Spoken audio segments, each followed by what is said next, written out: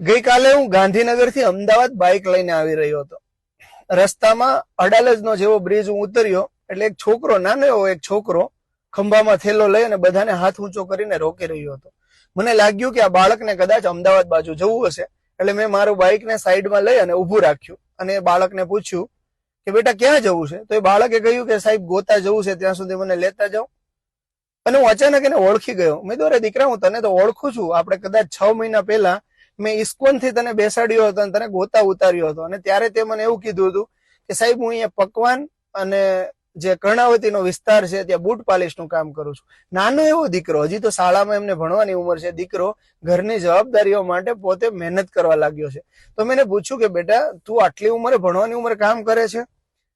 એને માત્ર એટલું જ કહ્યું કે સાહેબ જવાબદારીઓ છે ને એ નક્કી નથી કરતી કે તમારે ક્યારે કમાવું, એ તમારા ઘરની પરિસ્થિતિ જોઈને નક્કી કરે છે કે હવે તમારે કમાવાનો સમય આવી ગયો છે. એ ઉંમર નથી જોતી હોતું. આ બાળકની વાત સાંભળીને મને ખરેખર હૃદય દ્રવી ઉઠ્યું અને મને યાદ આવ્યું, મેં તો બેટા ત્યારે આપણે મળેલા અને ચા પાણી આપણે બંને કરેલા. તો કે હા સાહેબ હું તમને મળેલો, યાદ આવી ગયું. પછી મેં બાળકને બાઇક પર બેસાડી દીધો. મેં ચલ બેટા તને ગોતા ઉતારી દઈશ. ગોતા હું ઉતારવા માટે જયારે એમને ઉતારી રહ્યો હતો તે ઉખાડે પગે હતો, ધોમ ધકતો તાપ તડકો પડી રહ્યો હતો. મેં પૂછ્યું બેટા તારા પગમાં ચપ્પલ નથી? તો કે ના સર, જે પૈસા બચે છે ને એ પૈસા હું બચાવી રહ્યો છું, એટલે તો હું રિક્ષામાં નથી આવતો, નહીતર મારે ટિકિટ ભાડું આપવું પડે.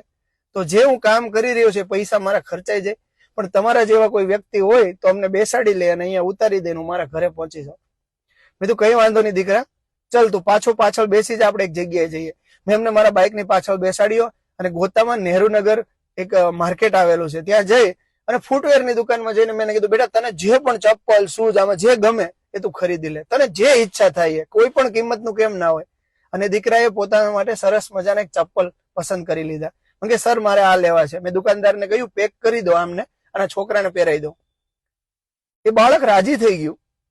ચપ્પલ લઈ દીધા મેં અને બહાર નીકળ્યા. અને પછી મેં પૂછ્યું કે બેટા જમવું છે કઈ? તો આપણે અહીંયા જમીએ. તો કે ના સર જમવું નથી મારે, તમારા જેવી વ્યક્તિએ મને સવારે ખવડાવ્યું હતું.